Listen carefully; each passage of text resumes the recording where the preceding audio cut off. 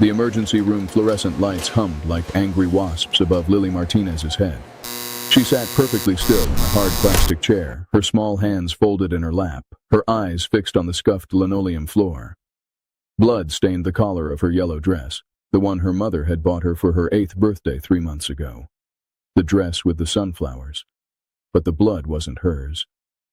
Lily. The nurse's voice was gentle, practiced. The kind of gentle that came from years of dealing with broken children. "Can you tell me what happened to your brother?" Lily didn't look up. She'd learned a long time ago that looking up, making eye contact, showing any kind of emotion, that's when the adults started asking questions she couldn't answer. Questions that would get Marcus hurt worse. "Lily, sweetheart, your brother is in surgery right now. The doctors need to know what happened so they can help him." The doctors couldn't help. Nobody could help. That's what Lily had learned in the 4 years since their mother died. That's what she'd learned every time she watched their stepfather's fist connect with Marcus's face. Every time she heard her 15-year-old brother's bones crack. Every time Marcus told her to hide in the closet while he took the beating meant for both of them. "He fell," Lily whispered. The lie tasted like copper in her mouth. Like blood. The nurse, her name tag said Jennifer, crouched down in front of Lily. "Honey, the injuries your brother has, those aren't from a fall. Someone hurt him very badly." Lily's hands clenched tighter in her lap. Her fingernails dug into her palms until she felt the sting of broken skin. "If someone is hurting you and Marcus, you need to tell us. We can help. We can keep you safe. Safe." The word was a joke, a cruel, empty promise that adults threw around like confetti. They'd promised her mother would be safe when the cancer came. They'd promised Marcus would be safe when Child Protective Services did their home visit, and their stepfather smiled and showed them Marcus's clean room and the refrigerator full of food and the lies stacked so high they touched the ceiling. "He fell down the stairs," Lily said again, her voice flat and dead. "I already told the other nurse." Jennifer sighed and stood up. Lily heard her knees crack, heard her walk away, her rubber-soled shoes squeaking against the floor. Lily was alone again. She counted the tiles on the floor. 37 from where she sat to the water fountain, 42 to the emergency exit. She'd counted them 3 times already, but counting kept her mind from going to the place where Marcus lay on an operating table, broken and bleeding because of her. It was always because of her. "You little bitch." Her stepfather's voice echoed in her memory. "You spilled juice on my laptop. Do you know how much that cost?" She hadn't meant to. She'd been reaching for her homework and her elbow had caught the glass and Marcus had stepped between them before the first blow could land. Marcus always stepped between them. "Run, Lily. Hide in your room. Lock the door." But she hadn't run fast enough. She'd stood frozen, watching her stepfather's face turn purple with rage, watching him grab Marcus by the throat and slam him against the wall, watching Marcus's eyes go wide with pain and fear and something else. Love. Desperate, fierce, protective love that said, "I'll take this. I'll take all of it. Just don't touch my sister." The beating had lasted 10 minutes, maybe 15. Lily had lost track of time, lost in the sounds of fists hitting flesh, of Marcus's gasps and grunts, of her own silent screams trapped in her throat. When it was over, their stepfather had walked out. Just walked out like he'd finished some mundane chore, like taking out the trash or washing the dishes. He'd grabbed his keys from the hook by the door and left. Lily had crawled out of her hiding spot and found Marcus lying at the bottom of the stairs. His face was swollen, unrecognizable. Blood pooled beneath his head. His arm was bent at an angle that made her stomach turn. "Marcus." Her voice had been so small. "Marcus, wake up." He hadn't woken up. She'd called 911 on the phone Marcus had hidden in his room, the phone their stepfather didn't know about. The operator had asked questions Lily couldn't answer, had told her to stay calm, had told her help was coming. But help never really came. Not for kids like them. The ambulance had arrived. The paramedics had asked questions. The police had asked questions. And now the nurses were asking questions. And Lily kept lying because the truth was more dangerous than the lies. The truth was that if she told them what really happened, their stepfather, David Martinez, respected insurance agent, deacon at their church, volunteer at the food bank, would smile his charming smile and show them all the documentation proving he was a good father. Would show them the therapy bills he paid for Marcus's behavioral problems. Would show them the report cards that proved Lily was well cared for. would explain that Marcus had anger issues, that he lashed out, that he'd become violent since their mother's death, would show them everything except the truth. And after Child Protective Services left, after the police closed their investigation, after everyone stopped paying attention, David would come home. And Marcus would pay for Lily's honesty with more broken bones, more blood, more pain. So Lily sat in her plastic chair and counted tiles and told lies, and felt her soul shrink a little more with each word. Lily Martinez? She looked up. A police officer stood in front of her, young, maybe mid-20s, with kind eyes and a notepad in his hand. I'm Officer Ryan Chen. I need to ask you a few questions about what happened to your brother. Lily stared at him, memorized his face the way she memorized everything that might be important later. Asian features, a small scar above his left eyebrow, hands that looked too gentle to carry a gun. I already told them. He fell. Officer Chen sat down beside her, not too close, giving her space, but close enough that she could see the concern in his expression. Lily, I've been a police officer for 3 years. I've seen a lot of accidents, a lot of falls. Your brother's injuries don't match what you're telling us. Lily said nothing. Marcus has 4 broken ribs, a fractured skull, a broken arm, internal bleeding, and bruises that the doctors say are consistent with repeated blunt force trauma. Officer Chen's voice was soft but firm. Those injuries didn't come from falling downstairs. He fell really hard, Lily whispered. Where's your stepfather right now? The question hit Lily like ice water. I don't know. When did you last see him? This morning, before school. And he doesn't know Marcus is in the hospital. Lily's hands trembled. She clasped them tighter. I couldn't find him. I called his work, but they said he left early. Officer Chen wrote something in his notepad. What time did Marcus get hurt? After school, around 4 o'clock. And your stepfather wasn't home? The lies were getting tangled, harder to keep straight. He was home, but then he left, before Marcus fell.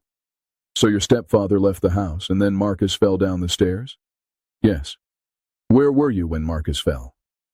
In my room, doing homework. You didn't hear him fall? I had headphones on. More lies, stacking higher and higher until Lily felt like she was drowning in them. Officer Chen was quiet for a moment. Then he said something that made Lily's carefully constructed wall of lies crack just a little. I had a brother once, older brother, like Marcus. His name was David. Officer Chen's voice had changed, softened with old pain. When I was your age, my father used to hurt him, beat him, really bad, just like someone hurt Marcus. Lily's eyes flickered up to his face, then quickly away. David used to protect me, just like I think Marcus protects you. Used to take beatings that were meant for me. Used to tell me to hide, to stay quiet, to not make Dad angry. Officer Chen's hands clenched around his notepad. And I used to lie for my father, just like I think you're lying right now. Because I thought if I told the truth, it would only get worse. Lily's throat was so tight she couldn't breathe. You want to know what happened to my brother, Lily? She didn't want to know, couldn't bear to know. But Officer Chen told her anyway. He died. When he was 17 years old. Our father beat him so badly that he didn't wake up. Officer Chen's voice cracked. And I've spent every day since then wishing I'd been brave enough to tell the truth.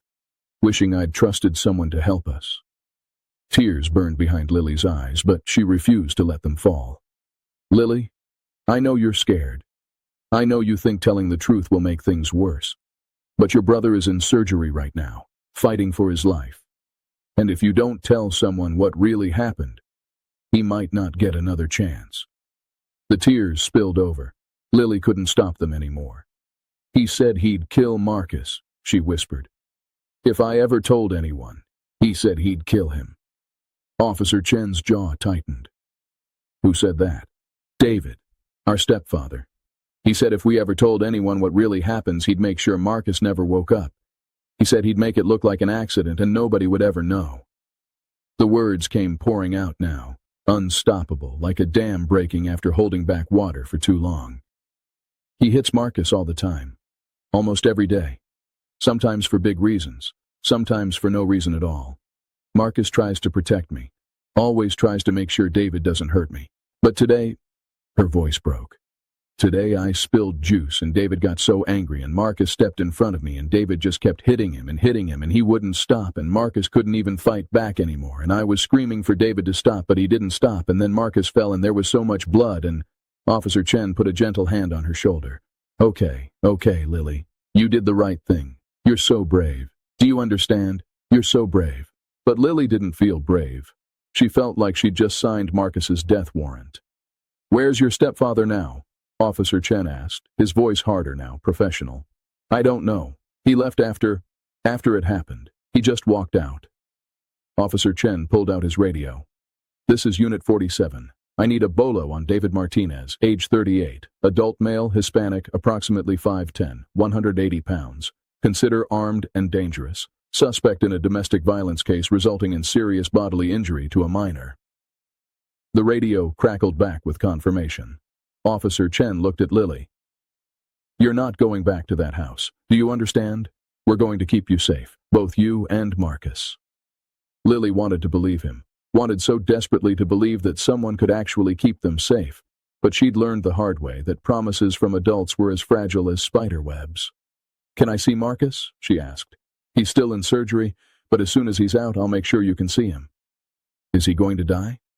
The question hung in the air between them, heavy and terrible. Officer Chen didn't lie to her, didn't give her empty platitudes or false hope. I don't know, Lily. The doctors are doing everything they can. Your brother is strong. He's a fighter. He's always fighting, Lily whispered. Always fighting for me. Then we'll fight for him too. All of us. I promise you that. 3 hours later, Lily was still in the hospital, now sitting in a small consultation room with Officer Chen, a social worker named Patricia Monroe, and a detective who'd introduced himself as Mark Lawson. They'd asked her to tell the story again, every detail. What time did the beating start? Where was she? What did David use? Fists, objects, weapons. How long had this been going on? Were there other incidents? Had anyone else ever witnessed the abuse? Lily answered every question, her voice growing smaller and more hollow with each word. She felt like she was betraying Marcus somehow, exposing all the ways he'd suffered to protect her, turning his pain into evidence, into case numbers, into police reports that would be filed away in some dusty cabinet. Has your stepfather ever hurt you, Lily? Detective Lawson asked. Lily shook her head. Marcus never lets him get close enough. But he's threatened you? He says things. When he's angry. Says he'll make me regret being born. Says I'm the reason my mother died. Her voice dropped to barely a whisper. Says I'm worthless and nobody would miss me if I disappeared. Patricia Monroe's face tightened with controlled fury. Officer Chen's hands clenched into fists on the table. Lily, I want you to understand something. Detective Lawson leaned forward. What your stepfather did is called assault. Aggravated assault. And the things he said to you, that's called emotional abuse. None of what happened is your fault. Do you hear me? None of it. But it felt like her fault. It would always feel like her fault. Where am I going to go? Lily asked suddenly. If David's arrested, where do I live? Patricia Monroe spoke up. We're working on finding you temporary placement. We have foster families who... No. Lily's voice was sharp, panicked. No, I need to stay close to Marcus. I need to be here when he wakes up. He'll be scared if I'm not here. Lily, the hospital can't... Please. Lily looked at Patricia with desperate eyes. Please don't send me away. Marcus is all I have. He's my only family. If he wakes up and I'm not here, he'll think David hurt me too. He'll think he failed to protect me. Please. The adults exchanged glances. Let me make some calls, Patricia said finally. See what we can arrange. It was nearly midnight when the surgeon finally came to find them. Dr. Sarah Kim looked exhausted, her scrubs stained with blood, her face drawn with the weight of what she'd just spent 6 hours doing. Are you Lily? Dr. Kim asked. Lily nodded, unable to speak. Your brother is out of surgery. We were able to stop the internal bleeding and repair the damage to his spleen. We set his broken arm and his ribs. The skull fracture is concerning, but the brain scans show minimal swelling right now. Is he going to be okay? Lily's voice was barely audible. Dr. Kim sat down beside her. He's in critical condition. The next 48 hours are going to be crucial. If he makes it through without complications, his chances improve significantly. But I need you to understand, Lily. Your brother sustained severe trauma. Even if he recovers physically, there may be long-term effects. Can I see him? He's in the ICU. He's unconscious right now on a ventilator to help him breathe. He's going to look... Dr. Kim paused, choosing her words carefully. He's going to look different from how you remember him. His face is very swollen. He has tubes and wires connected to him. It might be scary. I want to see him. Dr. Kim nodded. Okay. But just for a few minutes. He needs to rest. Officer Chen stood up. I'll go with you. They walked through the hospital corridors, past rooms where other families were experiencing their own crises, their own grief. Lily's legs felt like lead. Each step toward the ICU was a step closer to seeing what her silence had cost Marcus. The ICU was quiet except for the steady beeping of machines and the soft whoosh of ventilators. The lights were dim, the air heavy with antiseptic and something else. Fear, maybe, or the weight of lives hanging in the balance. Marcus's room was at the far end of the unit. Dr. Kim opened the door and stepped aside. Lily froze in the doorway. The person in the bed didn't look like Marcus. Couldn't be Marcus. Marcus had warm brown eyes and a crooked smile and strong hands that used to ruffle her hair and promise everything would be okay. This person's face was swollen beyond recognition, purple and black with bruises. His head was wrapped in white bandages spotted with blood. His right arm was encased in a cast from shoulder to fingertips. Tubes ran from his mouth, his nose, his arms.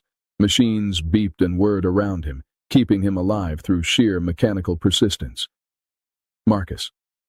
The name came out as a sob. Lily walked to the bed on shaking legs. She wanted to touch him, to hold his hand, but she was afraid of hurting him worse, afraid that he was already so broken that one more touch would shatter him completely. You can hold his hand, Dr. Kim said gently. He can't respond right now, but studies show that coma patients can sometimes hear familiar voices. It might help him to know you're here. Lily carefully took Marcus's left hand, the one without the IV line, in both of hers. His skin was warm but lifeless, his fingers limp. I'm sorry, she whispered. I'm so sorry, Marcus. This is all my fault. I should have been more careful. I should have... Her voice broke. You're supposed to wake up. You have to wake up. You promised you'd always protect me, remember? You can't protect me if you're... She couldn't say the word. Couldn't even think it. I told them, she continued, tears streaming down her face. I told Officer Chen what really happened. I told them about David, about everything. I know you didn't want me to. I know you said it would only make things worse. But I had to, Marcus. I had to because you were dying, and I thought if I told the truth, maybe they could help. Maybe they could make it stop. She laid her head on the bed beside his hand, careful not to jostle any of the wires. Please wake up, she whispered. Please don't leave me alone. You're all I have left. You're my whole world. I need you to wake up so I can tell you I'm sorry. So I can tell you I love you. So I can be brave like you've always been brave for me. The machines beeped steadily. Marcus didn't move, didn't respond, didn't show any sign that he'd heard her. Dr. Kim touched Lily's shoulder gently. We need to let him rest now. Lily kissed Marcus's knuckles, the only part of him that didn't look broken. I'll be right outside, she promised him. I'm not going anywhere. I'll be here when you wake up. Officer Chen had to physically guide her out of the room. She kept looking back, kept hoping that Marcus would suddenly open his eyes, that this would all turn out to be some nightmare she could wake up from. But nightmares, Lily had learned, didn't end when you woke up. Sometimes they just kept going, day after day, until you couldn't remember what it felt like to be awake at all. They set up a cot for Lily in a small family waiting room near the ICU. Patricia Monroe had pulled strings, called in favors, somehow convinced the hospital administration to bend their rules. Lily could stay as long as Marcus was in critical condition, as long as she had a caseworker or police officer with her at all times. Officer Chen had volunteered for the first night shift. Lily lay on the cot, staring at the ceiling, unable to sleep. Every time she closed her eyes, she saw Marcus falling, saw the blood, saw David's face twisted with rage. Officer Chen, she said into the darkness. Yeah, Lily? Your brother, David, the one who died. Do you still think about him? Officer Chen was quiet for a moment. Every day. Does it get easier? No, but you learn to carry it differently. The pain doesn't go away, but you get stronger at holding it. I don't feel very strong. You're the strongest person I've met in a long time, Lily. You told the truth even though you were terrified. That's real courage. Marcus is the brave one, not me. Marcus was brave in protecting you. You're brave in protecting him now. Different kinds of courage, but both just as important. Lily rolled onto her side, pulling the thin hospital blanket up to her chin. What if he doesn't wake up? Then we'll deal with that if it happens. But right now Marcus is alive. He's fighting. And you being here, that gives him a reason to fight harder. I hope so. Lily's voice was barely audible. I really hope so. She finally drifted off to sleep around 3 a.m., exhausted beyond measure. She dreamed of Marcus teaching her to ride a bike, his hands steady on the handlebars, his voice patient as he told her she was doing great. She was so brave, she could do anything. In the dream, she never fell. In the dream, Marcus never let go. Lily woke to voices in the hallway, adult voices, urgent and low. She sat up, her heart immediately pounding. Officer Chen was standing in the doorway talking to another officer. They both looked grim. What happened? Lily asked, fear making her voice sharp. Officer Chen turned to her. Nothing with Marcus. He's stable, but... He hesitated. We found your stepfather. Lily's blood turned to ice. Where? He was trying to leave town. Packed a bag, cleaned out his bank account, was on his way to the Mexican border when a highway patrol officer pulled him over for speeding. Ran his plates, saw the bolo, brought him in. Is he in jail? He's in custody, yes. He's been charged with aggravated assault, child abuse, and attempted murder. Attempted murder. The words made Lily's stomach turn. He can't get out, right? Her voice was rising with panic. He can't come here? No. No, Lily, he's not getting out. His bail hearing isn't until Monday, and given the severity of the charges and the fact that he tried to flee, I'm confident he'll be held without bond. But what if he has a good lawyer? What if he tells them I'm lying? What if... Lily. Officer Chen knelt in front of her. Listen to me. We have medical evidence. We have your statement. We have hospital records going back 2 years showing Marcus's repeated injuries. We have teachers and neighbors who've given statements about suspicious bruises and Marcus missing school. This isn't just your word against his anymore. We have proof. He's going to be so angry, Lily whispered. He's going to be so angry at me. He's never going to get the chance to hurt you again. I promise you that. But promises, Lily knew, were fragile things, easily broken, easily forgotten. Still, she wanted to believe, needed to believe. Because the alternative, that David would somehow escape justice, that he'd come back, was too terrifying to contemplate. Can I see Marcus? She asked. It's barely 6 a.m. Let's wait until the nurses say it's okay. Lily nodded, but she was already pulling on her shoes, already moving toward the door. She needed to see him, needed to confirm that he was still breathing, still alive, still fighting. The ICU nurse, an older woman named Margaret, took pity on her. 5 minutes, she said, but you have to be quiet. Don't wake the other patients. Marcus looked the same as he had the night before. Same swollen face, same tubes and wires, same steady beep of machines.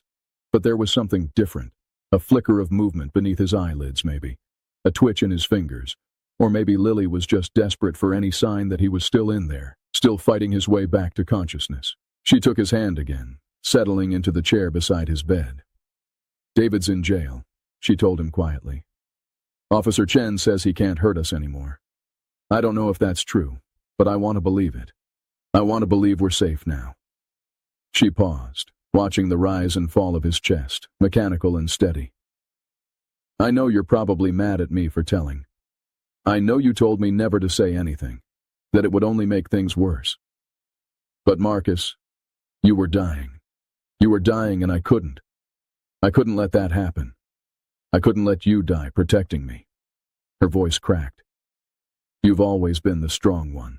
Always been the one who knew what to do. But I need you to be strong one more time. I need you to wake up. Please, Marcus, please wake up. The machines beeped. Marcus didn't respond. Lily laid her head on the bed and cried. the angels arrive. The story might have ended there, a tragedy, a broken family, a child fighting for his life while his sister kept vigil. Except for one thing. Officer Chen had a brother too, not the one who'd died. A younger brother named Tommy who'd taken a very different path after their father's abuse. Tommy had joined the Hells Angels, found a different kind of family among the leather and chrome, the roar of engines and the brotherhood of broken men looking for redemption. That night, Officer Chen called Tommy. "I need your help," he said without preamble. "I've got a case. 8-year-old girl, 15-year-old brother in ICU. Stepfather beat the kid within an inch of his life. The girl's terrified, alone, and the system's going to fail her. It always does." Tommy was quiet on the other end of the line. Then, "What do you need?" "Presence. Protection. The stepfather's in custody now, but there are relatives. Extended family who might try to intimidate the girl into changing her story. Maybe worse. She needs to know someone's watching out for her." "How bad is the kid hurt?" "Bad. Multiple broken bones, skull fracture, internal bleeding. He might not make it." Tommy swore softly. "Send me the details. I'll make some calls." 2 hours later, Tommy Chen walked into the hospital. 6'2", built like a linebacker, leather cut covered in patches that told the story of 20 years with the Hells Angels. Tattoos snaked up his arms, disappearing under his sleeves. His beard was shot with gray, his eyes hard with the kind of experience that came from seeing the worst of humanity. He scared most people. But Lily took one look at him and saw something else. She saw the way he moved carefully through the hospital corridors, nodding respectfully to nurses, keeping his voice low, taking up as little space as possible despite his size. She saw the gentleness in his eyes when he looked at her. She saw someone who understood what it meant to survive. "You must be Lily," Tommy said, crouching down so they were eye level. "I'm Tommy. Ryan. Officer Chen is my brother." Lily nodded cautiously. "He told me what happened to Marcus. Told me what you've been through. I want you to know something, okay? You're not alone anymore." "I don't understand." Tommy pulled out his phone and showed her a photo. Dozens of motorcycles lined up in a parking lot, men in leather cuts standing beside them. "These are my brothers," Tommy said. "Not blood brothers, but brothers just the same. We look out for each other. We protect each other. And when one of us asks for help, all of us respond." "I still don't understand," Lily whispered. "I put out a call this morning. Told them about you and Marcus. Told them you needed protection. Needed people watching out for you." Tommy's smile was fierce and protective. "By tomorrow you're going to have about 120 Hells Angels making sure nobody hurts you ever again." Lily stared at him. "Why? You don't know us." "Don't have to. You're a kid who needs help. That's enough." It was such a simple statement, but it broke something open in Lily's chest. A kid who needs help. That's enough. She'd spent 4 years believing she wasn't enough. Wasn't good enough to deserve protection. Wasn't important enough for anyone to care about. Wasn't worth the trouble of saving. But here was this massive, intimidating man with his motorcycle gang and his tattoos and his leather jacket, telling her she was worth it. She was enough. Just because she needed help. "Can they?" Lily's voice trembled. "Can they keep David away? David's in jail. He's not going anywhere. But if anyone else tries to bother you, tries to make you change your story, tries to intimidate you in any way, yeah, we can handle that." "How?" Tommy's smile turned grim. "Legal intimidation is still intimidation, little one. We're very good at standing around looking scary. Most people think twice about starting trouble when there are 120 bikers watching." "What about Marcus? Can you keep him safe too?" "That's why we're here, to keep both of you safe." For the first time in days, maybe for the first time in years, Lily felt something she'd almost forgotten. Hope. True to his word, Tommy Chen mobilized the Hells Angels. He put out the call through the Brotherhood network, reaching out to chapters across 3 states. The message was simple. A kid was down, his little sister was in danger, and they needed bodies at the hospital. Needed presence, needed protection. The response was overwhelming. By noon the next day, motorcycles began arriving at the hospital. One at a time at first, then in groups, then in a steady stream that had hospital security scrambling to manage the parking situation. Men in leather cuts, women with fierce eyes and protective instincts, all bearing the Hells Angels patches that signified brotherhood, loyalty, and a complicated relationship with authority that somehow still managed to embody a twisted kind of justice. They were intimidating. There was no denying that. Hospital staff eyed them nervously. Other patients gave them wide berths. Security kept a careful watch. But these men and women didn't cause trouble. They didn't start fights, didn't raise their voices, didn't intimidate anyone except by their sheer presence. They simply stood guard. 2 bikers stationed themselves outside the ICU, rotating shifts every 4 hours. They didn't speak unless spoken to. They didn't interfere with hospital operations. They just stood there, massive and unmovable, making it clear that anyone who wanted to get to Marcus Martinez would have to go through them first. More positioned themselves throughout the hospital. In the cafeteria, the lobby, near the elevators. A protective net thrown wide enough to catch any threat before it could reach the children they'd pledged to protect. And in the family waiting room where Lily was staying, Tommy Chen kept his own vigil. "How many are there?" Lily asked, watching through the window as another group of motorcycles pulled into the parking lot. "Last count, 117, Tommy said. "Still waiting on a few chapters from up north. Should hit 120 by tonight." "All of them came because of me and Marcus?" "All of them came because that's what family does. When one of us calls for help, all of us answer." "But we're not your family." Tommy looked at her steadily. "You are now." Detective Lawson arrived that afternoon with news that made Lily's stomach clench with fear. "David Martinez made bail," he said without preamble. "What?" Officer Chen was on his feet instantly. "How? You said his bail hearing wasn't until Monday. You said he'd be held without bond." His lawyer got an emergency hearing moved up. Argued that David is a respected member of the community. No prior criminal record, not a flight risk. Detective Lawson's face was tight with controlled fury. "Judge set bail at $500,000. David posted it an hour ago." "He's out." Lily's voice was barely a whisper. "He's out of jail. He has conditions. Ankle monitor, can't leave the county, can't come within 500 feet of you or Marcus.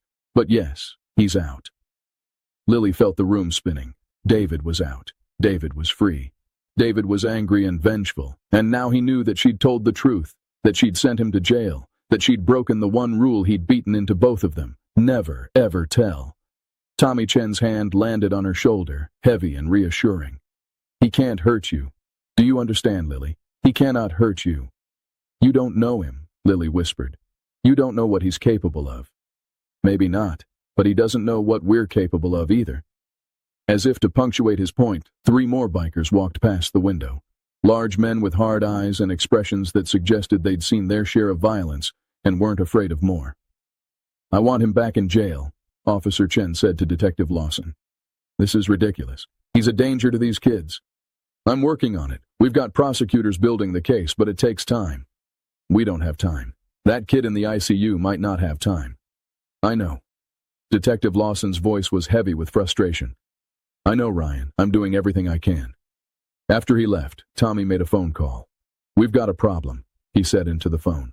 "Target just made bail." "Yeah. Get everyone in position. I want eyes on him 24/7. He goes anywhere near these kids, I want to know about it before he takes his second step." He hung up and looked at Lily. "David Martinez is not going to get within 500 feet of you. Hell, he's not going to get within 500 yards. We're going to make sure of that." "How?" "We're going to follow him.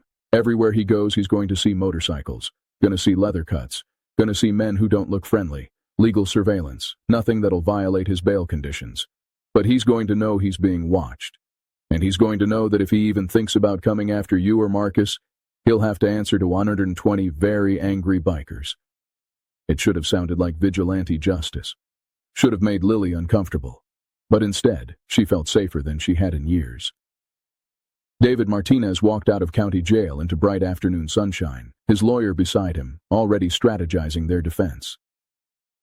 "We're going to argue self-defense," the lawyer said. "Marcus has a history of behavioral problems. You feared for your life. The discipline got out of hand, but there was no intent to cause serious harm. David wasn't listening. His mind was on Lily, on the betrayal, on the little bitch who'd sent him to jail. She was going to pay. They were both going to pay. He'd been careful for years, so careful. Kept the bruises where teachers couldn't see them. Made sure Marcus understood that talking meant worse pain. meant Lily getting hurt. Built a reputation in the community as a devoted stepfather, raising two difficult, traumatized children alone after their mother's death. And it had all worked perfectly until that stupid little girl had opened her mouth. David climbed into his lawyer's car, the ankle monitor heavy around his leg, already planning. He couldn't go near the hospital, couldn't approach the kids directly. But there were other ways, other people he could use. His phone buzzed with a text from his brother Miguel. Heard about the charges. That's messed up, bro. Kids are lying. Everyone knows kids lie. Let me know if you need anything. David smiled. Miguel. Big, stupid, loyal Miguel who'd do anything for family, including intimidating a frightened 8-year-old into changing her story. He was typing out a response when he noticed the motorcycle. It was following them, keeping a car length back, steady and deliberate. The rider was massive, leather cut clearly visible, skull patches on his arms. Is that... David's lawyer glanced in the rearview mirror.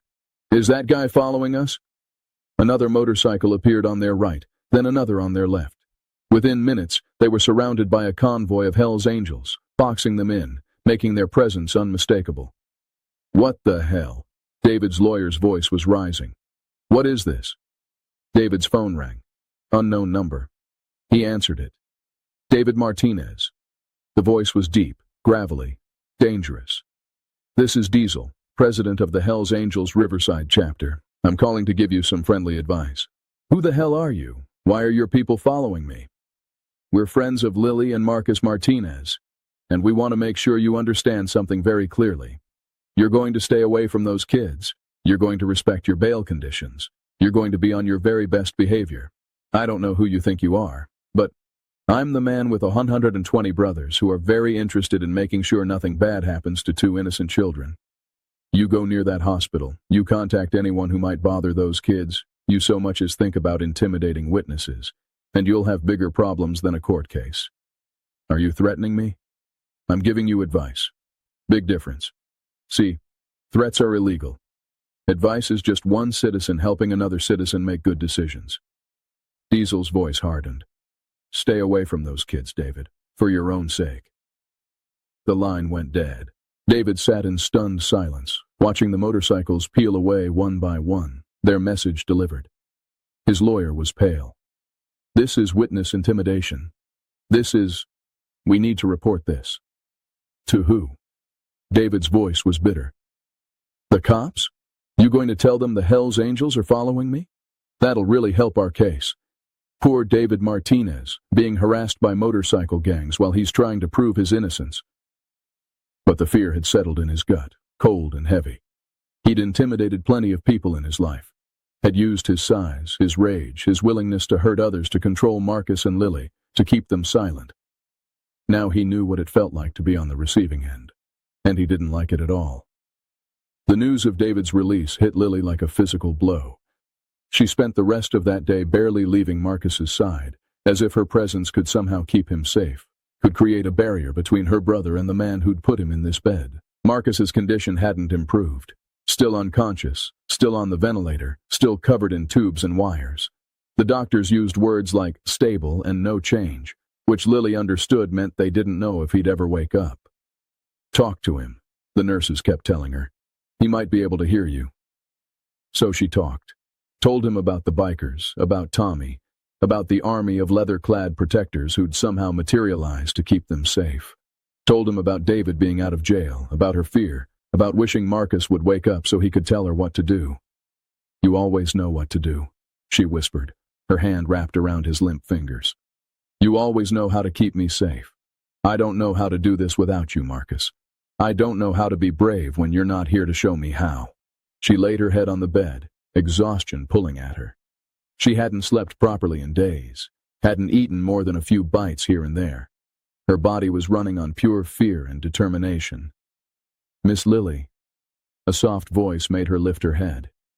One of the bikers stood in the doorway, a woman this time. Tall, with long silver hair and kind eyes. Her leather cut identified her as Raven from the San Diego chapter. You need to eat something, honey. Can't help your brother if you collapse. I'm not hungry. Didn't ask if you were hungry. Asked if you'd eat. Raven pulled a sandwich from a paper bag. Turkey and cheese. Nothing fancy, but it's food. Come on. Lily took the sandwich mechanically, forced herself to take a bite. It tasted like cardboard, but she swallowed anyway. That's good, Raven said, pulling up a chair beside her. Now another bite. Why are you all doing this? Lily asked. Why do you care about me and Marcus? Raven was quiet for a moment. You know what most people think when they see our cuts, our patches? They think we're criminals, thugs, dangerous men and women who spend our time dealing drugs and fighting and causing trouble. Lily didn't respond. That's exactly what she'd thought when Tommy first showed up. Some of that's true, Raven admitted. We're not angels, despite the name. We've all got pasts we're not proud of. But here's the thing, Lily. Most of us, we came from situations like yours. Broken homes, abusive parents, systems that failed us. We know what it's like to be a kid who needs help and has nobody to call. She leaned forward, her eyes intense. So when Tommy put out that call, when he told us about a 15-year-old boy who'd been beaten nearly to death protecting his little sister, about an 8-year-old girl sitting alone in a hospital wondering if anyone gave a damn, every single one of us remembered being that kid. And every single one of us decided that if we couldn't save ourselves back then, at least we could save you now. Tears burned in Lily's eyes. I'm not worth all this trouble. Yes, you are. Raven's voice was fierce. You're worth every bit of it, little girl. And don't let anyone, not David, not the system, not anyone, tell you different. That night, Lily finally allowed herself to sleep in the cot Tommy had set up in the family waiting room. She was so exhausted she could barely keep her eyes open. She woke hours later to voices in the hallway. Angry voices. Lily sat up, her heart pounding. Through the window she could see a man arguing with two of the bikers standing guard. The man was large, Hispanic, his face red with anger. I have a right to see my nephew, he was shouting. He's my blood. You can't keep me away from him. Hospital visiting hours are over, one of the bikers said calmly. His name patch read, Hammer. Come back tomorrow during regular hours. I don't give a damn about visiting hours. That's my nephew in there. His father is my brother, and I'm not leaving until I see that boy. Officer Chen appeared, his police uniform making the situation official. Sir, you need to calm down. Don't tell me to calm down. My brother's being railroaded. Those kids are lying. Everyone knows kids lie, make up stories. And I'm going to talk some sense into that girl. Make her understand the trouble she's causing. Lily's blood turned to ice. This was Miguel, David's brother, and he wanted to talk to her. Tommy Chen stepped in front of the waiting room door, his massive frame blocking it completely. That's not happening.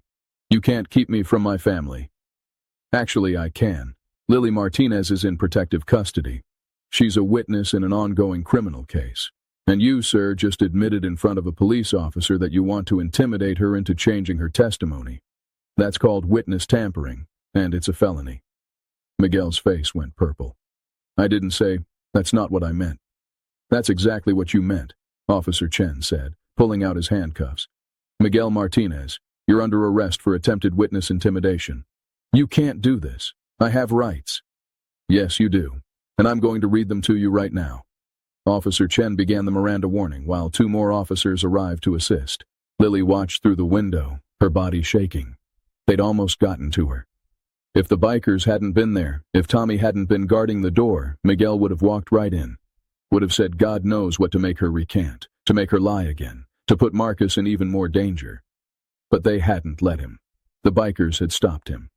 After Miguel was taken away in handcuffs, Tommy came into the waiting room. You okay, little one? Lily nodded, not trusting her voice. That's David's brother. He's not going to bother you again. But I want you to understand something. Tommy sat down beside her. There are going to be more people like him. David has family, friends, people who believe his lies. They're going to try to pressure you, to make you doubt yourself, to convince you to change your story. I won't, Lily said, her voice small but determined. I won't change my story. I know you won't, because you've got 120 people making sure nobody gets close enough to try. But I need you to be prepared. This is going to get ugly before it gets better. Court cases take time.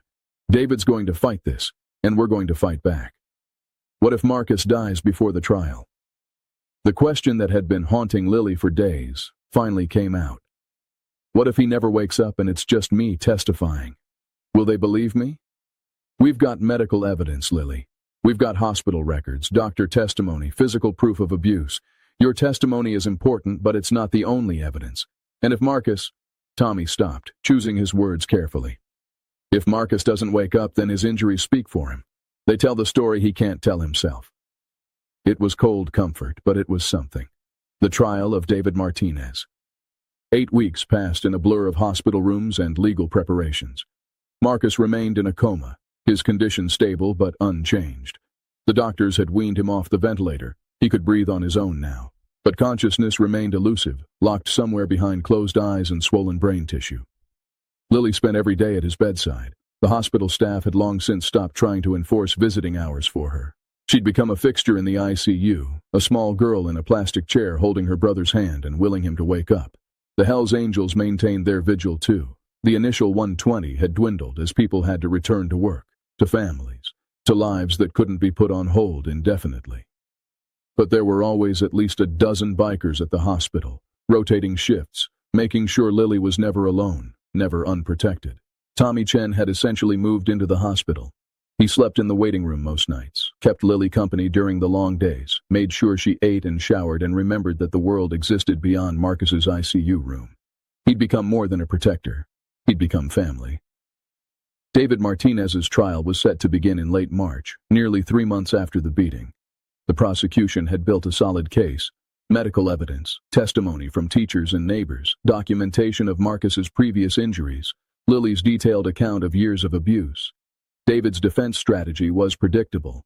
The kids were lying. Marcus was violent. David had only defended himself when Marcus attacked him. The discipline had been necessary and unfortunately escalated. A tragic accident, not criminal assault. The defense team had tried to get Lily's testimony excluded, arguing she was too young to be reliable, too traumatized to be credible. The judge had denied the motion. Lily would testify. The night before the trial began, Tommy found Lily sitting in Marcus's room, staring at her brother's still face. "You ready for tomorrow?" he asked. Lily shook her head. "I don't want to do it." "I know. What if I mess up? What if I say the wrong thing? What if the jury doesn't believe me?" Tommy pulled up a chair beside her. "Let me tell you a story. When I was 16, my father beat my brother so badly that David ended up in the hospital, just like Marcus. The cops came, asked questions, and I lied. Said David had fallen down the stairs, said our father wasn't home when it happened, said everything I could to protect our father because I was terrified of what would happen if I told the truth." He paused, his hands clenched into fists on his knees. "David died 3 days later. And I spent the next 20 years wondering if he'd still be alive if I'd been brave enough to tell the truth, if I'd put my father in jail instead of protecting him." "I'm sorry," Lily whispered. "Don't be sorry. Learn from it." Tommy looked at her. "You've already done the hardest part, Lily. You told the truth when it mattered most. Tomorrow all you have to do is tell it again. You don't have to be perfect. You don't have to have all the answers. You just have to be honest. Can you do that?" Lily looked at Marcus, at his closed eyes and bandaged head and still form. "For him, I can do anything." "Then you're going to be fine." The courtroom was packed on the first day of trial. Media had gotten wind of the case. Respected community member accused of beating stepson nearly to death. And the sensational elements had drawn attention. The Hells Angels' presence at the hospital had leaked too, adding another layer of intrigue. Lily sat in the witness waiting room, wearing the one nice dress the social worker had bought her, navy blue with white flowers. She felt like she was wearing a costume, pretending to be a normal girl going to a normal event instead of about to testify against the man who'd terrorized her for 4 years. Tommy couldn't go into the courtroom. He was on the witness list, but he walked her to the door. "Remember what I said. Just tell the truth. That's all anyone can ask." The courtroom was intimidating.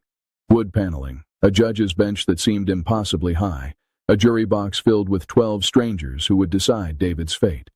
And there, at the defense table, sat David Martinez. He looked different from Lily's memories. Smaller somehow, less terrifying in his suit and tie, his hands folded calmly on the table, his expression carefully neutral. He'd lost weight in jail. His hair was graying at the temples. He looked like what he'd always pretended to be, a respectable man, a devoted father, someone incapable of the violence Lily knew he harbored. Their eyes met across the courtroom. David's face didn't change, but Lily saw the warning there. The threat. The promise that if she testified, there would be consequences. She looked away and focused on the prosecutor, a woman named Sarah Chen, no relation to Tommy and Officer Chen, though the coincidence had made Lily smile. Sarah had kind eyes and a steel spine, and she'd promised Lily that she would make sure the jury heard the truth. The people call Lily Martinez to the stand. Lily's legs felt like water as she walked to the witness box. The bailiffs swore her in. She sat in the hard wooden chair and gripped its arms to stop her hands from shaking. Sarah approached with a gentle smile. "Good morning, Lily. Thank you for being here today. I know this is difficult." Lily nodded. "Lily, can you tell the jury who Marcus Martinez is?" "He's my brother." Her voice came out stronger than she'd expected. "How old is Marcus?" 15. He turned 15 last November. "And where is Marcus right now?" "In the hospital. In a coma. He's been in a coma for 8 weeks." "Can you tell the jury what happened on January 15th of this year, the day Marcus was injured?" This was it. The moment she'd been dreading. Lily took a deep breath and began. She told them about spilling the juice, about David's rage, about Marcus stepping between them, about the beating that had seemed to go on forever, about David walking away like nothing had happened, about finding Marcus at the bottom of the stairs, broken and bleeding. She told the truth. Every horrible, painful piece of it. The courtroom was silent except for her voice. Jurors leaned forward, listening intently. Some of them had tears in their eyes. The judge's expression was grim. David sat motionless at the defense table, his lawyer's hand on his arm, warning him not to react. "Lily," Sarah said gently, "had your stepfather hurt Marcus before that day?" "Yes, all the time." "Can you describe some of those incidents?" Lily did. She described the broken arm Marcus had gotten when he was 12, the one David had claimed came from a skateboarding accident. The black eyes, the split lips, the bruises that bloomed like dark flowers across Marcus's skin. The times Marcus couldn't go to school because he could barely walk. She described how Marcus always took the beatings meant for her, always stepped in front, always protected her, always told her to hide while he endured David's rage. "Did anyone ever try to help you?" Sarah asked. "A teacher called Child Protective Services once. A lady came to our house. David showed her around, showed her our rooms, told her we were just troubled kids acting out because of our mother's death. She believed him." "Did you tell her the truth?" Lily shook her head, shame burning in her chest. "I was too scared. David told me if I said anything, he'd kill Marcus. I believed him." "Do you still believe him?" "Yes." Lily looked directly at the jury. "He would have killed Marcus that day if I hadn't called 911. He'd already walked away, left Marcus bleeding. He didn't care if Marcus died. He just wanted us to be quiet and obedient and never tell anyone what he was really like." Sarah nodded slowly. "Thank you, Lily. No further questions." David's lawyer stood up for cross-examination. He was an older man, silver-haired and distinguished, with a voice that dripped with practiced sympathy.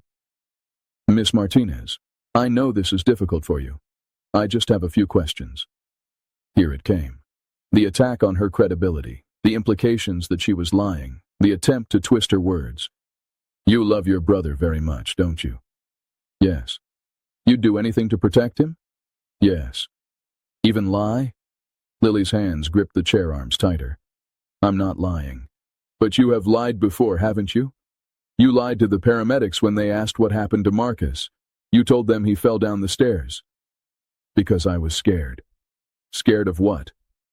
"Scared that if I told the truth, David would kill Marcus." "So you admit you've lied to protect your brother before. How do we know you're not lying now?" "Because Marcus is dying." Lily's voice cracked. "He's been in a coma for 8 weeks. He might never wake up." "What good does lying do now?" "If I lie, David goes free. And if he goes free, the next time he hurts us, Marcus won't survive. Neither will I." The lawyer paused, reassessing. "Miss Martinez, isn't it true that your brother has behavioral problems? That he's been suspended from school multiple times?" "He was suspended twice. Once for fighting with a kid who called me names. Once for skipping class because he had a black eye and didn't want teachers asking questions. So he was violent? He was protecting me, that's different." "Is it?" Isn't it possible that on January 15th your brother attacked your stepfather and Mr. Martinez was simply defending himself? Lily couldn't believe what she was hearing. Marcus didn't attack David. Marcus never attacked David. He just tried to stop David from hurting me, and David beat him until he couldn't fight back anymore. But you can't know that for certain, can you? You weren't in the room when the altercation started. I was right there. I saw everything. You saw what you wanted to see. A troubled young girl, traumatized by her mother's death, looking for someone to blame for her family's problems. Objection. Sarah was on her feet. Counsel is testifying, not questioning the witness. Sustained, the judge said. Mr. Harrison, ask questions. The lawyer continued his assault, but Lily held firm. She didn't waver, didn't change her story, didn't let him twist her words or plant doubts. When she finally stepped down from the witness stand an hour later, she was exhausted but still standing. Tommy was waiting in the hallway. He pulled her into a hug. You did great, little one. You did so great. Did I help Marcus? Did I say enough? You said everything that needed saying. Now we let the jury decide. The trial lasted 2 weeks. The prosecution called witness after witness, building an overwhelming case against David Martinez. Doctors testified about Marcus's injuries, explaining in clinical detail how they were consistent with prolonged abuse. Teachers described Marcus's frequent absences, his visible injuries, his protective attitude toward his sister. Neighbors testified about screaming they'd heard coming from the Martinez house, about seeing Marcus with black eyes and split lips. Officer Chen testified about finding Lily in the hospital, about her initial lies and eventual confession. Detective Lawson described the investigation, the evidence collected, the pattern of abuse that had emerged. And then there was the medical evidence itself. Photos of Marcus's injuries, X-rays showing previously broken bones that had healed badly, hospital records documenting visits that David had claimed were accidents or sports injuries. The prosecution's case was damning. David's defense was thin. He took the stand in his own defense, against his lawyer's advice, whispered rumors said, and told his version of events. Marcus had been a difficult child, angry and violent since his mother's death. David had tried to help him, had paid for therapy, had been patient and loving despite Marcus's outbursts. On January 15th, Marcus had attacked him. David had defended himself. The situation had escalated. He'd never meant to hurt the boy so badly. As for Lily, well, she was 8 years old, traumatized, confused. She'd misunderstood what happened, had twisted it in her mind into something it wasn't. It was a performance. David was good at performances. He cried on the stand, his voice breaking as he talked about trying to raise 2 children alone, about the weight of responsibility, about loving Marcus and Lily despite their difficulties. Some of the jurors looked moved, others looked skeptical. Lily watched from the gallery, Tommy beside her, and wondered if David's act would be enough. If 12 strangers could see past the tears and the suit and the carefully constructed lies to the monster underneath. The closing arguments came on a Friday afternoon. Sarah Chen stood before the jury and laid out the evidence piece by piece, building an irrefutable picture of systematic abuse, of a man who'd terrorized 2 children for years, who'd beaten a 15-year-old boy nearly to death and would have let him die if his sister hadn't been brave enough to call for help. David Martinez is a monster hiding in plain sight, Sarah said, her voice ringing through the courtroom. He presents one face to the world, the devoted stepfather, the pillar of the community, the good man doing his best. But in private, behind closed doors, he's something else entirely. He's a man who derives pleasure from hurting children, from controlling them through fear and violence. She pointed at the photos of Marcus's injuries blown up on screens around the courtroom. Look at these photos. Look at what he did to a child. And then ask yourselves, is this discipline? Is this self-defense? Or is this attempted murder? The defense's closing argument tried to paint David as a victim himself, a man struggling to raise 2 difficult children, a man who'd made mistakes but never with malicious intent, a man who deserved compassion, not condemnation. It was a hard sell given the evidence, but David's lawyer did his best. The jury got the case at 4 p.m. on Friday afternoon. They deliberated through the weekend. Lily spent those days in the hospital, holding Marcus's hand, praying to a God she wasn't sure existed anymore that justice would be served. On Monday morning, the jury returned with a verdict. The courtroom was packed again. Media, spectators, and in the back rows, a solid wall of leather cuts. The Hells Angels had come to witness justice. Lily sat in the front row, Tommy on one side, Officer Chen on the other. Her hands were clenched so tightly in her lap that her knuckles were white. "Has the jury reached a verdict?" the judge asked. "We have, Your Honor." The foreperson, a middle-aged woman with kind eyes, stood and handed the verdict form to the bailiff, who passed it to the judge. The judge read it silently. Her expression didn't change.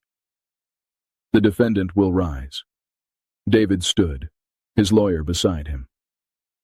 For the first time since the trial began, Lily saw fear flicker across his face. "On the charge of attempted murder, we find the defendant guilty."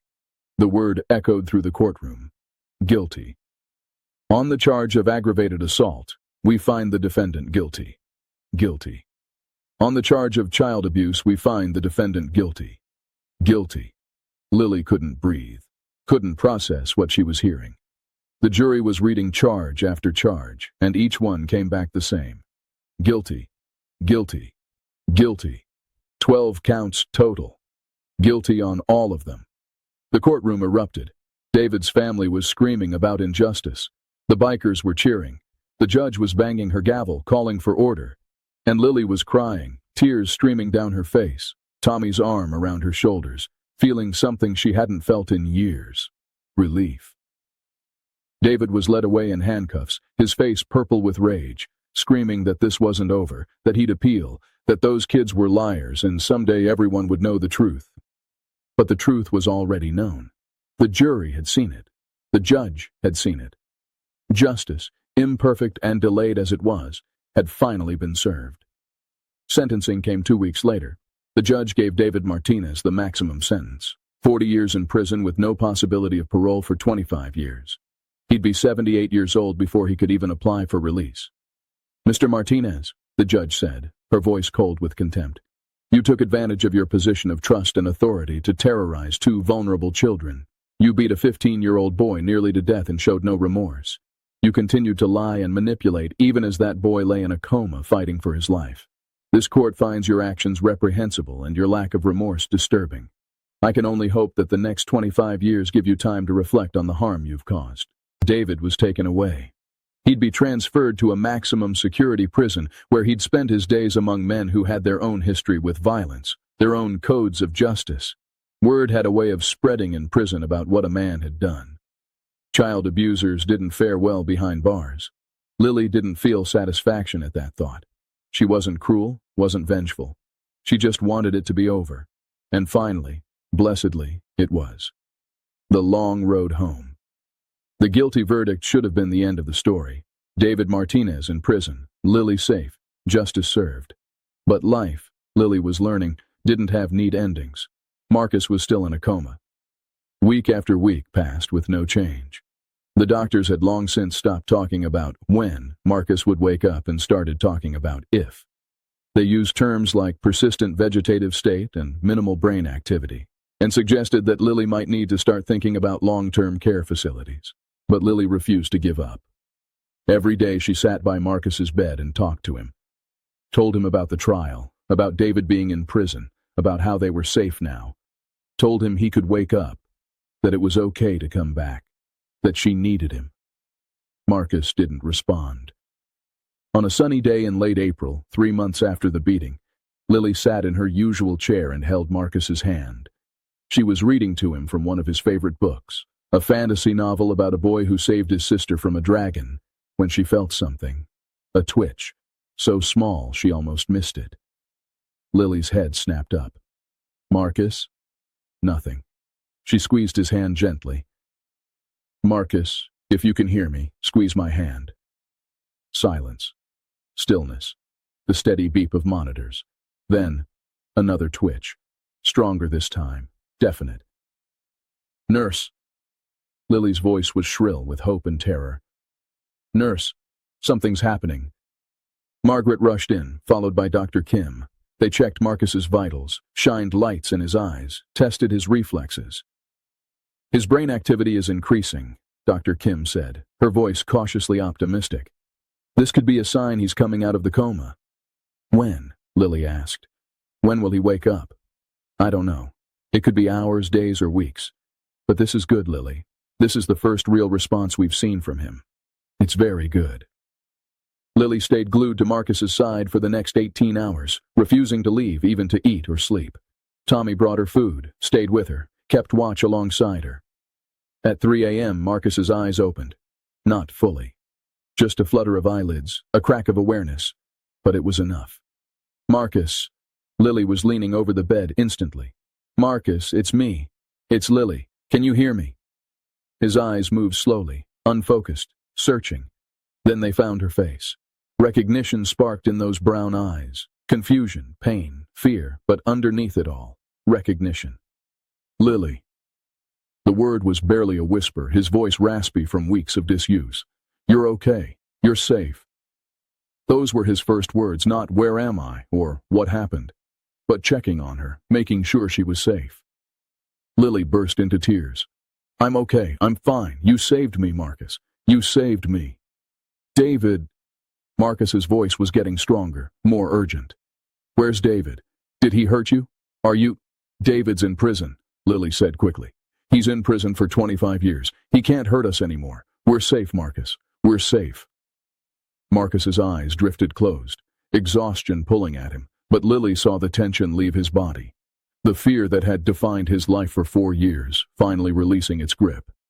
Safe, he whispered. We're safe. Then he slipped back into sleep, but this time it was real sleep. Healing sleep. Not the coma's void, but actual rest. Dr. Kim came in, checked him over, and smiled. He's going to make it, Lily. He's really going to make it. Marcus's recovery was slow. The brain trauma had left him with memory problems, difficulty with balance, headaches that came and went with crippling intensity. He had to relearn how to walk, how to feed himself, how to do basic tasks his body had forgotten. The broken bones healed, the bruises faded, but the psychological scars ran deeper. Marcus had nightmares, terrible ones where he was back in the house, back in the moment of the beating, back in the helplessness of being unable to protect his sister. He'd wake up screaming, convinced David was in the room, convinced Lily was in danger. The hospital brought in therapists, trauma specialists, who worked with both Marcus and Lily, helping them process 4 years of abuse, helping them understand that it wasn't their fault, that they'd survived something terrible and now they needed to learn how to live with what surviving had cost them. It was hard work, painful work. Some days Marcus couldn't bear to talk about it. Some days Lily would shut down completely, retreating into the silence that had protected her for so long. But slowly, painfully, they healed. And through it all, the Hell's Angels stayed. Tommy had essentially adopted them. He was at the hospital every day bringing food, telling terrible jokes, teaching Marcus card tricks during physical therapy sessions. He became the father figure neither of them had ever had, protective but not controlling, supportive without being overbearing. Other bikers rotated through. Raven brought Lily books and sat with her during Marcus's therapy sessions. Hammer taught Marcus how to play chess during the long, boring hours of recovery. Diesel, the chapter president, pulled strings to make sure the siblings had everything they needed. Clothes, school supplies, even a laptop so Marcus could keep up with his studies. They'd come into Lily's life as strangers, intimidating and rough, and had transformed into family. Why do you all care so much? Marcus asked Tommy one day, about a month into his recovery. He was sitting in a wheelchair, still too weak to walk far, watching Lily do homework at a corner table. Tommy thought about it for a long moment. Most of us came from situations like yours, he finally said. Broken homes, abuse, systems that failed us. We survived, but a lot of people we loved didn't. So when we get a chance to make sure someone else's story ends differently, to make sure kids like you and Lily don't just survive but actually thrive, we take it. But there are thousands of kids like us. You can't save them all. No, we can't. But we can save you. We can make sure your story doesn't end the way it started. Tommy smiled. And maybe someday, when you're older and stronger, you'll pay it forward, save someone else who needs it. Marcus looked at his sister, safe and alive, bent over her math homework with her tongue sticking out in concentration. I want to do that. When I'm better, I want to help other kids. Then we'll help you do it. In June, 4 months after the beating, Marcus was finally discharged from the hospital. He could walk with a cane, could eat on his own, could mostly take care of himself. The doctor said he'd continue to improve with time and therapy. The question was, where would they go? Lily was still in temporary foster care technically. Marcus, now 15 and recovering from major trauma, couldn't be her guardian. They needed a permanent home, a family. Patricia Monroe, their social worker, had been working on finding them placement together. It was rare. Most foster families couldn't take teenage boys, especially ones with medical needs, and nobody wanted to split them up, not after everything they'd been through. The solution came from an unexpected source. I want to foster them. Tommy Chen stood in Patricia's office, his leather cut seeming out of place among the professional decor. Both of them. I've already talked to my wife. We have the room. I have the resources. And I've been basically raising them for the past 4 months anyway. Patricia looked skeptical. Mr. Chen, you're aware of the requirements for foster parents, the home inspections, the background checks, the training. I'm aware. I've already started the process. Look, I know what you're thinking. I'm a Hell's Angel. I've got a record. Nothing violent, mostly stupid stuff from when I was younger, but it's there. I'm not exactly the typical foster parent. That's putting it mildly. But I'm also someone who understands what those kids have been through. I've been where they are. I know what they need, not some squeaky clean suburban family who means well but doesn't get it. They need someone who's seen the darkness and came out the other side. Someone who won't be scared off by Marcus's nightmares or Lily's panic attacks. Patricia studied him. You really care about them. They're my family now. Let me see what I can do. The system moved slowly, but it moved. Background checks, home visits, interviews. Tommy's wife, Sarah, a nurse with infinite patience and a kind heart, welcomed the idea of fostering Marcus and Lily. Their house was inspected and approved. References were checked, including glowing recommendations from Officers Chen and doctors at the hospital. 3 months later, in September, Marcus and Lily Martinez officially moved into the Chen household. It wasn't perfect.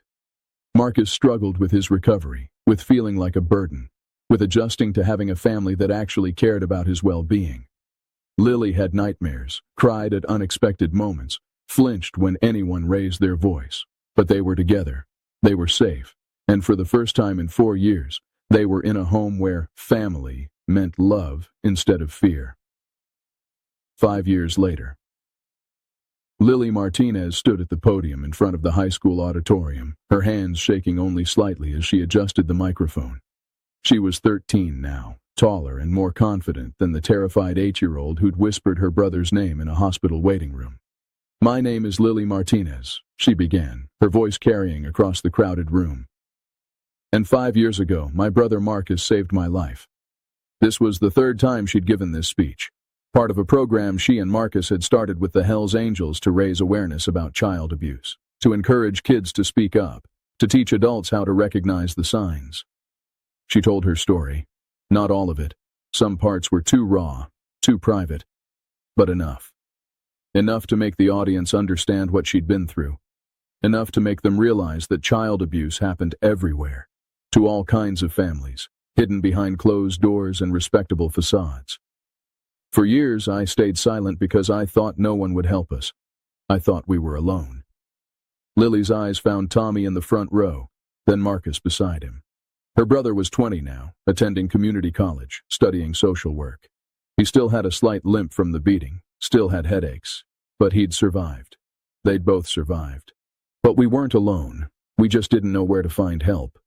And when I finally asked for it, when I whispered, "Please don't hurt my brother," to a police officer who actually listened, 120 Hells Angels responded. She smiled, remembering that overwhelming moment when the motorcycles had started arriving, when she'd realized she actually had an army protecting her. They responded because that's what family does. Real family. Not the family you're born into, but the family you choose. The family that chooses you back. Lily looked out at the audience. Students, teachers, parents, and in the back row at least 24 bikers in their leather cuts, present to support her the way they'd been supporting her for 5 years. So, if you're being hurt, if you're scared, if you think nobody cares, you're wrong. Someone cares. Somewhere, someone is waiting to help you. You just have to be brave enough to ask. Be brave enough to whisper, even if it's just once. Because that whisper might be answered by an army. The applause was thunderous. Lily stepped away from the podium and walked directly to Marcus, who pulled her into a hug. Good job, short stuff. he murmured into her hair. Learned from the best. Tommy was waiting for them outside the auditorium. Proud of you both, he said, his voice gruff with emotion. You took hell and turned it into something beautiful. That's real strength. We had help, Marcus said. A lot of help. That's the point, isn't it? Tommy grinned. Nobody survives alone. We all need somebody watching our backs. As they walked toward the parking lot, Lily looked at the family she'd gained. Tommy and Sarah, who'd fostered then adopted both her and Marcus. Officer Chen, who'd believed her when she'd finally told the truth. The brothers and sisters of the Hells Angels who'd showed up when she needed angels most. She thought about that night 5 years ago, sitting in a hospital waiting room, convinced she was alone in the world. She'd been so wrong. She'd whispered a plea for help, and 120 people had answered, and they'd never left. Author's note. This story is inspired by real events. The remarkable capacity of the Hells Angels Motorcycle Club to rally around victims of abuse, particularly children. While the specific details are fictionalized, the core truth remains. Sometimes the most unlikely people become the most devoted protectors. If you or someone you know is experiencing child abuse, National Child Abuse Hotline, 1-800-4A-CHILD, 1-800-422-453. Child Help National Child Abuse Hotline, 1-800-422-4453. National Domestic Violence Hotline, 1-800-799-7233. You are not alone. Help exists. Be brave enough to ask for it.